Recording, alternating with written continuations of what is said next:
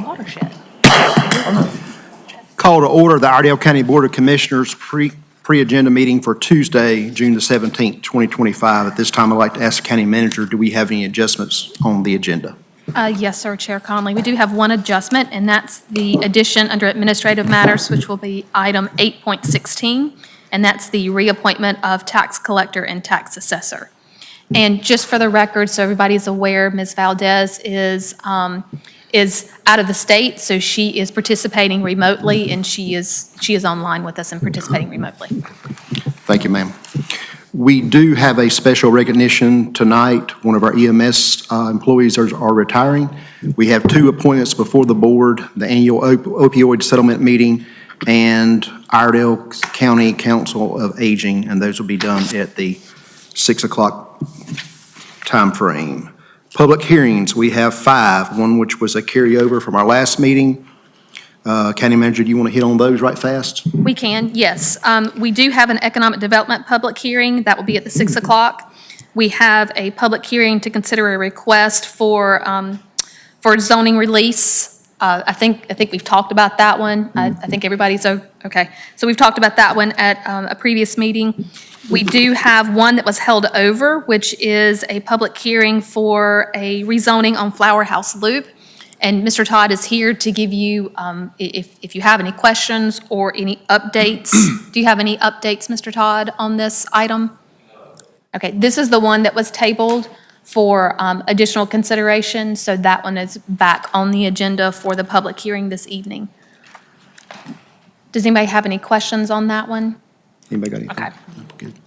The next public hearing that we will have our public hearing for our fiscal year budget. So that one will be at the 6 o'clock hour as well. And then the final public hearing that we have for 6 o'clock is a public hearing on our personnel ordinance, some revisions to our personnel ordinance.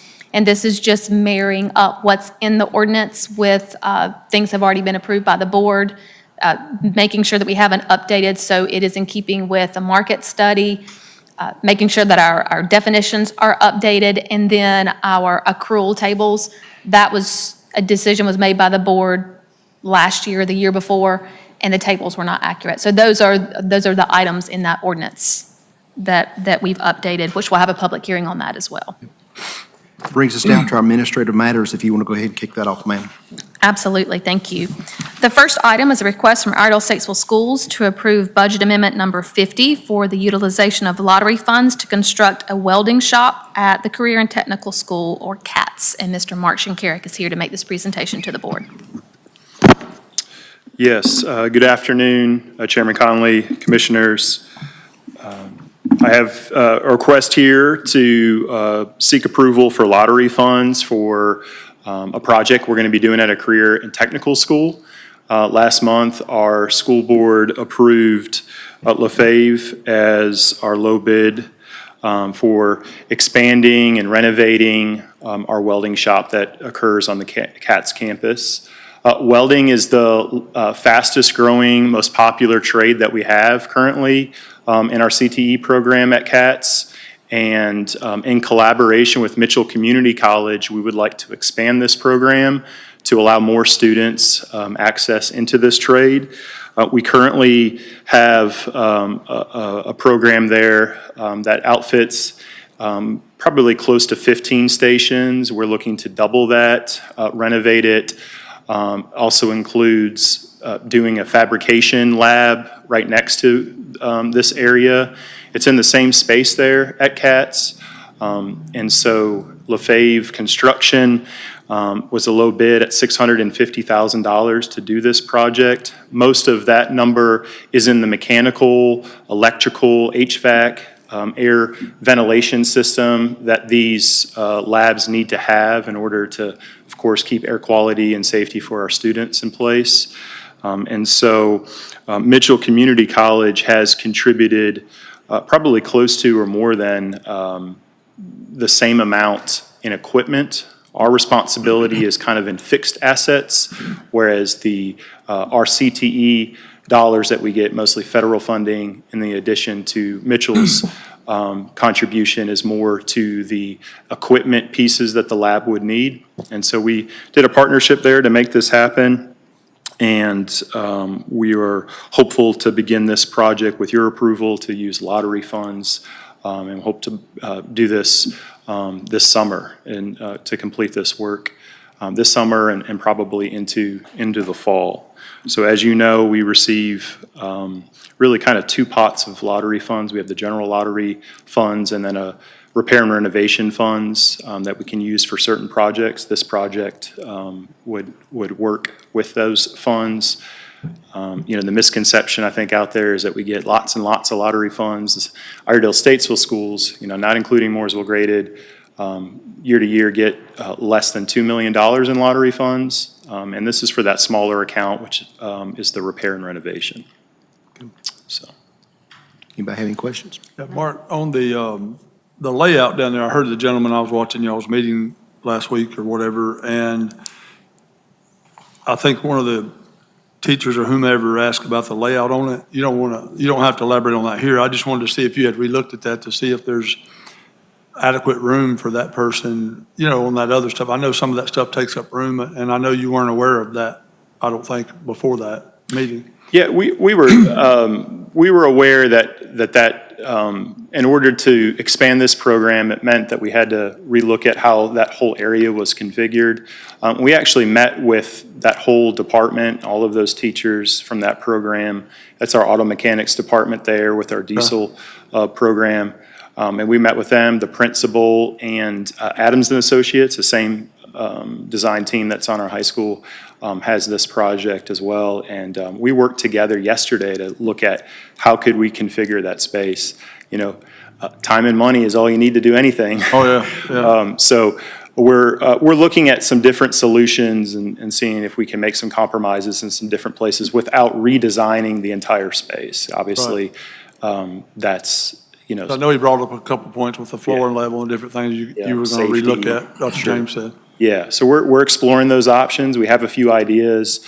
And actually, our director of construction is meeting with LaFave tomorrow to explore some of those ideas that were developed yesterday. So we're on that. Well, if the lottery people would allocate the percentage of the funding that it was originally approved to do, we would have a lot more money. But, our problem is tier 3 money, but even lottery money, if they would give the percentage they're supposed to and not take out their operating expenses from the schools portions of that, and, they're spending their 70, 80, 90% of it, because we're getting less than 20%. We're supposed to get 40 to be able to use for capital stuff and the other part from the lottery, but it's ridiculous. The NCACC, we argue with them every year at an annual conference, and it's just, it's ridiculous that they're using that money for what was approved by the people. Questions or comments? Just a comment, Mark. Kudos to continue, that we continue to grow the CTE. You look in this board, you look at the folks in this room, that we're meeting for education, we're not all classically trained the same way.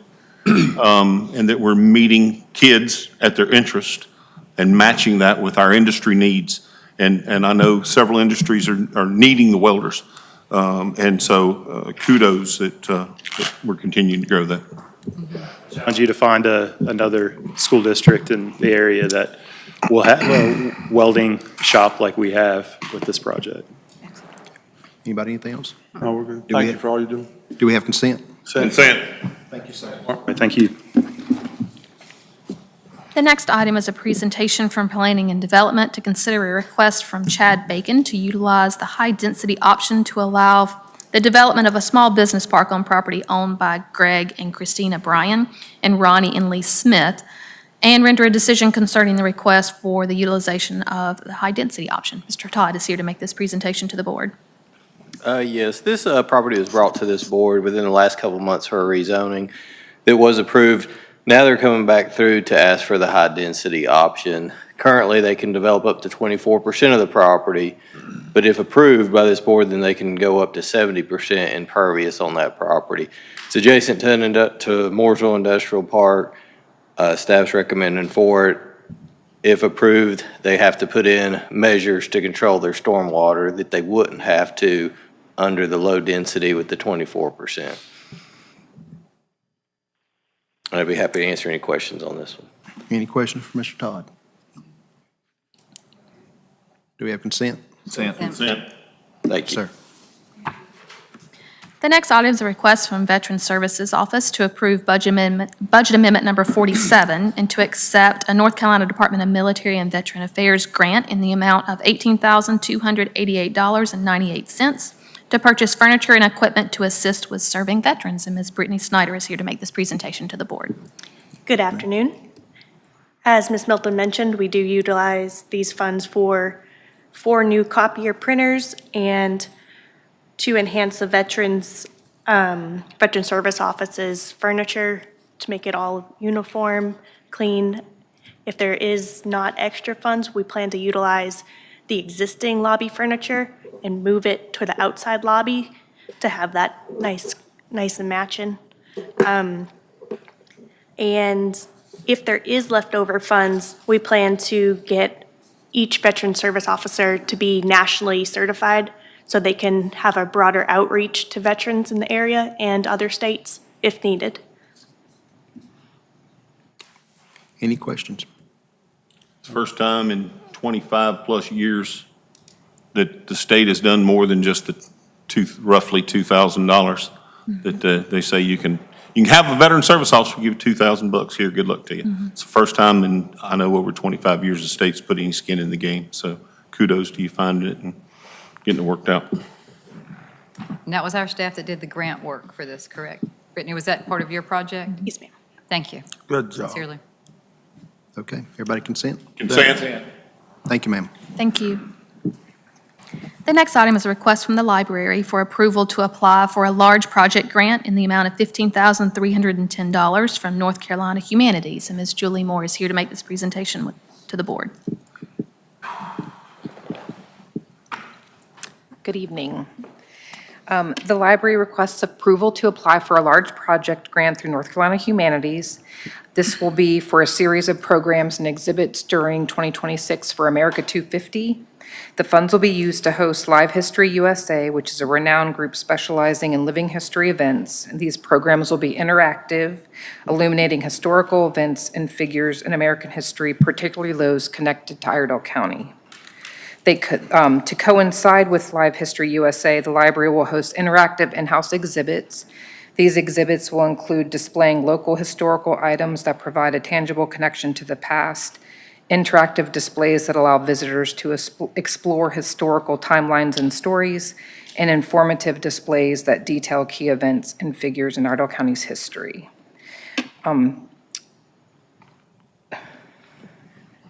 The part of the process of this application is you had to have a phone consultation to present your idea. So Amanda initially had that conversation with them. The next step is to do a letter of intent, which is attached in the packet. And then NC Humanities chooses whether they want to invite you to proceed in the process. So we received notification at first that the second round of large project grants were on hold due to the current funding situation around federal funds. We were very disappointed. And then about 3 weeks after that, we received an email inviting us to provide an application because they opened it back up. So that made us very happy to be able to apply for this project. During our community survey for our strategic planning process, we received a lot of feedback that the community really liked us having exhibits in the library, similar to Voices and Votes. It won't be able to be as fancy as the Smithsonian's Museum on Main Street exhibits, but we will try our best. And so Amanda and Shelley can share any information about the exhibits or the Live History USA, because Shelley's the one who found the particular performer, if you all have any additional questions for them.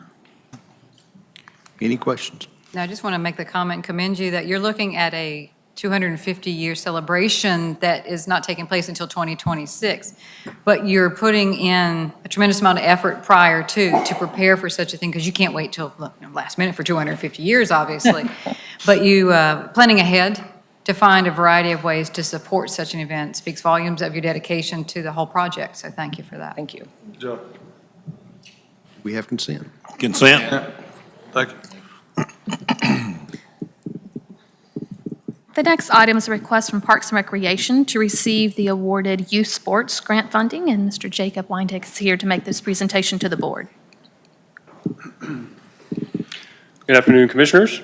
Back February 18th, the board voted to, or consented to allow us to pursue a grant through North Carolina Amateur Sports to help us purchase some additional youth athletic equipment.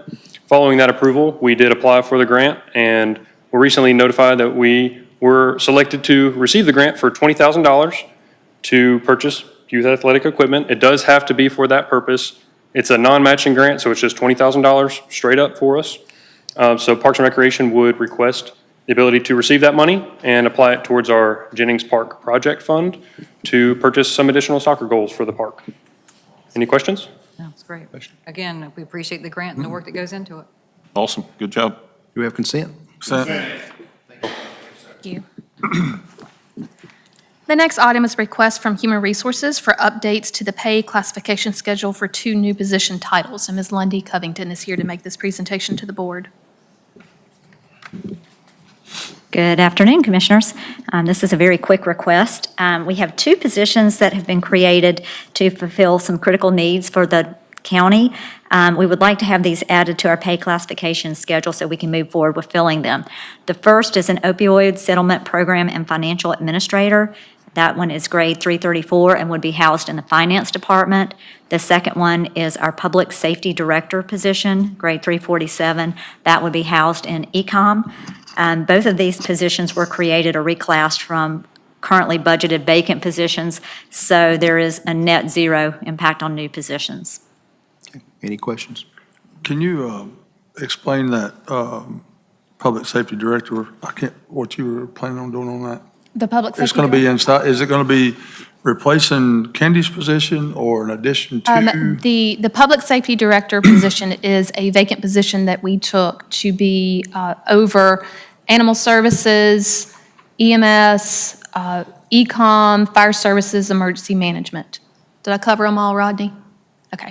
So those different departments, those public safety departments, will work with that individual, and they will be housed at the Public Safety Center. So housed at Public Safety Center, not at ecom.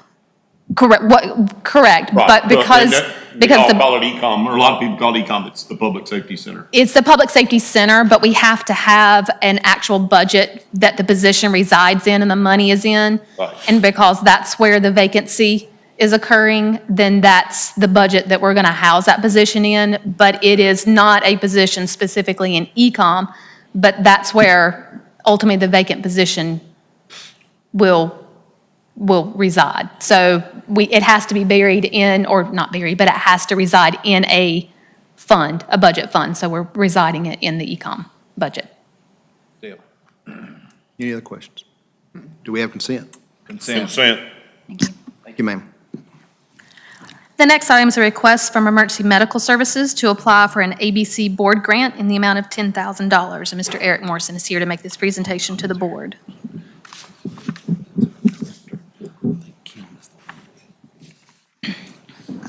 Good afternoon. Of course, I had to go behind Lundy, who's significantly shorter than I am. Get your microphone here.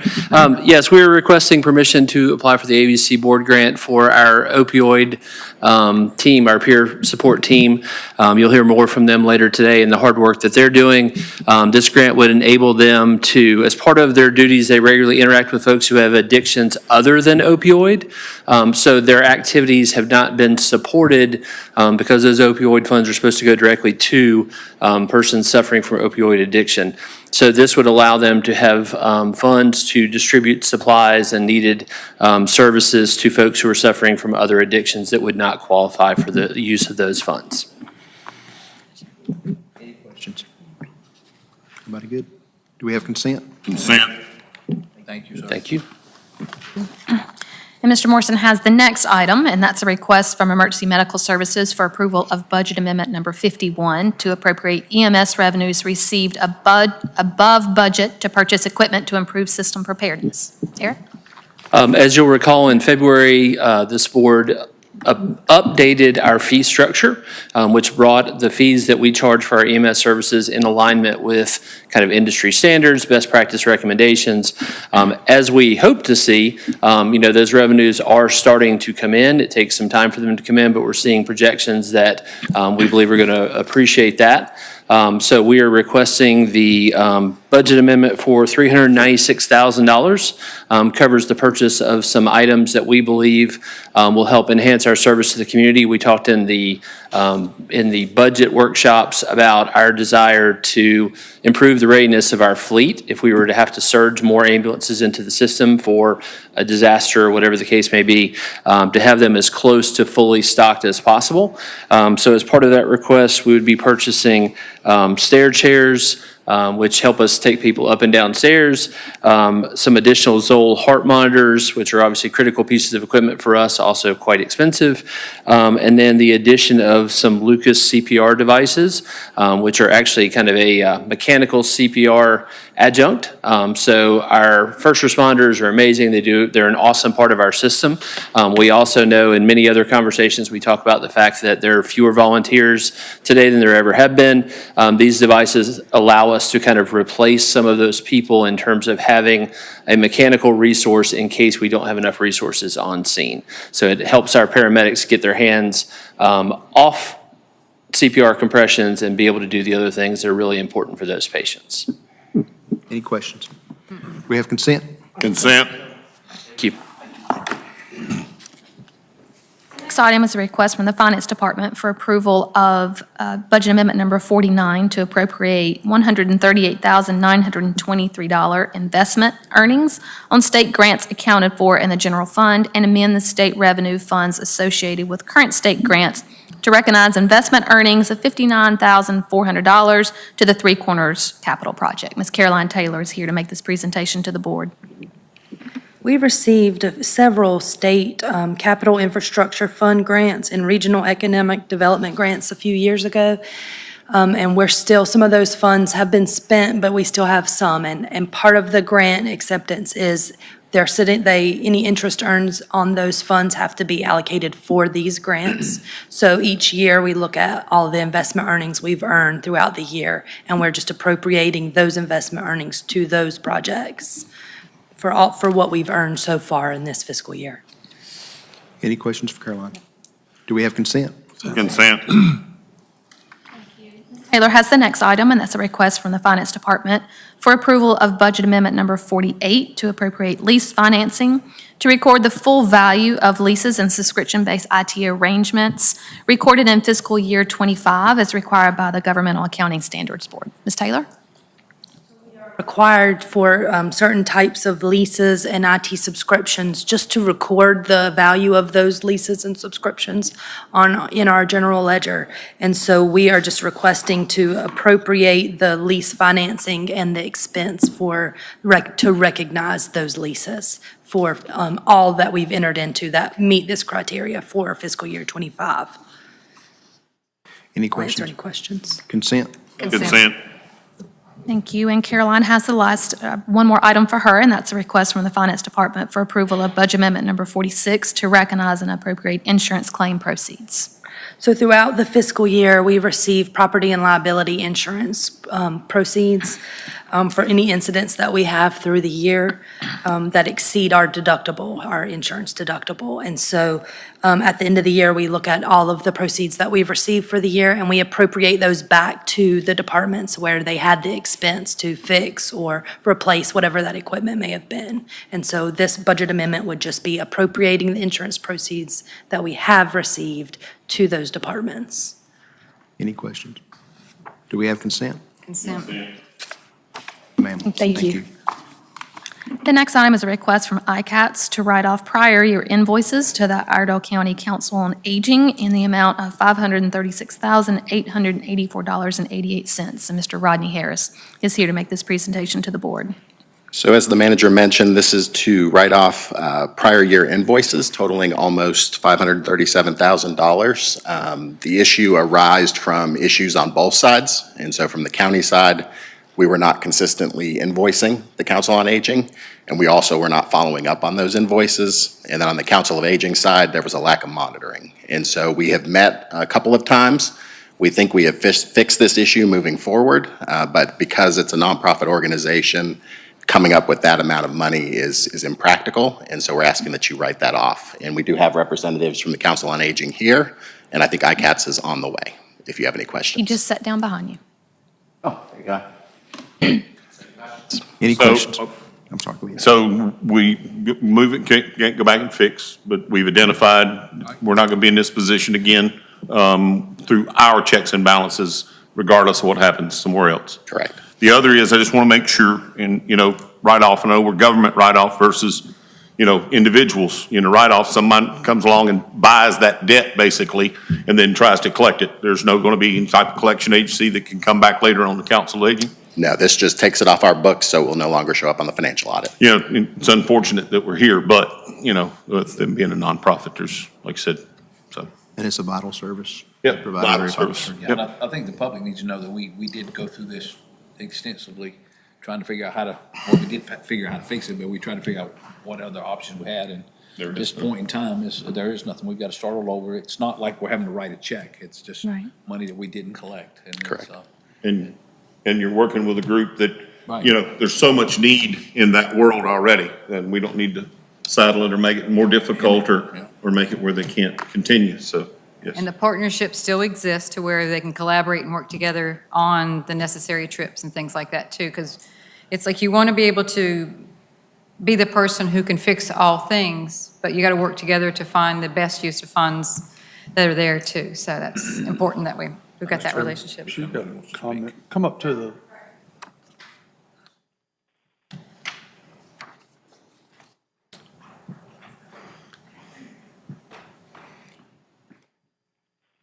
Just on behalf of the Council on Aging and our board, we appreciate you taking this under consideration.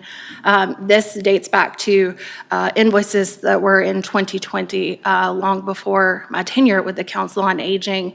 And so we have in our new, they've been here the last 2 years, and so we have worked very hard to provide answers and new processes for those invoices that, as I said, date back many years. And so we truly appreciate this, and with new administration, with new processes, contracts and whatnot, we do not foresee this being an issue in the future going forward. But we do very much appreciate you taking this into consideration so that we can continue to serve the older adults of Iredell County. Thanks. You provided clear glass. Thank you. And if you have any questions, I'm happy to answer those as well. Got any questions?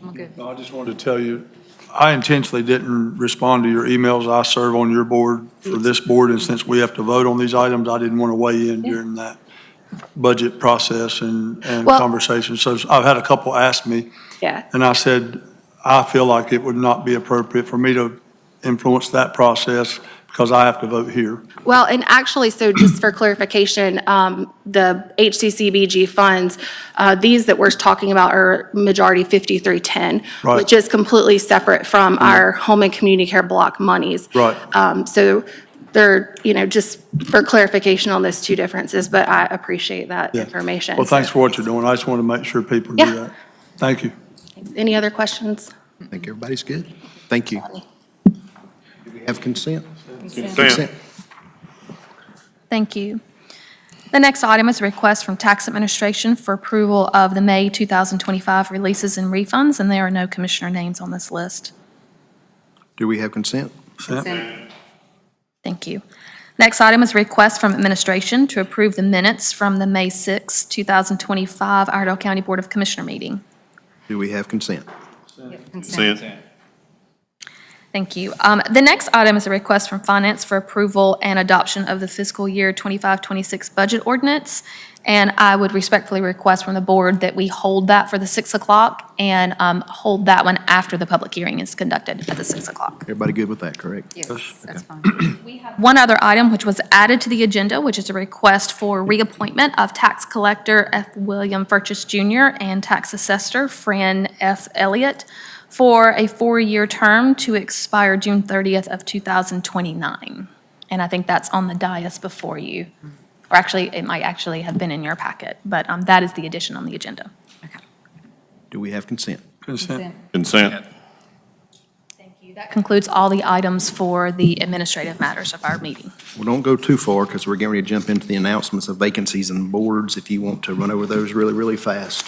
Yes, we do have several. This is kind of the time, the end of a fiscal year, that we do have several announcements to make, and some are repeat announcements. So we have 6 appointments for Adult Care Home Advisory Committee, 3 appointments for the Animal Grievance Committee, 3 appointments on Centralina Aging Advisory Committee, Region F, 4 appointments for the Farmland Preservation Board, 6 appointments for Iredell County JCPC, 3 appointments to the Iredell County Planning Board, 1 appointment for Mooresville Planning Board, which is an ETJ member, 2 appointments for the Mooresville Board of Adjustment, which is also ETJ representation or members, 6 appointments for the Nursing Home Advisory Committee, and 1 alternate appointment on the Troutman Planning Board, which is an ETJ member. These are all announcements to be done at our July 15 meeting. These are all announcements for us to receive applications for any individuals that are interested in serving. And we may have and probably do have some that are interested in serving again, and we will present those to you at the July 15th meeting. Okay. And it brings us down to the appointments of boards and commission. We have one for this evening at the 6, the Troutman Board of Adjustment, ETJ, which we'll do that one at 6. Yes. Does anyone have any unfinished business for the 4 o'clock hour? Public comment period is at our 6 o'clock. Does anyone have any new business? Or anything at the 4? The only thing to report is that we will only have 1 meeting in July because of the July 4th holiday, and that will be July the 15th. So that one will probably be a long meeting as well. So we only have 1 meeting the month of July. To say the least. Yes. Down to closed session, we do have 2 items on closed session for this evening. Economic development in accordance with North Carolina General Statute 143, 318, 11A4, and personnel 143, 318, 11A6. Do we have a motion to enter a closed session after a 5-minute recess? Make a motion. Motion by Commissioner Brown. All in favor, say aye. Aye. Any opposed? We're in closed session after a 5-minute recess.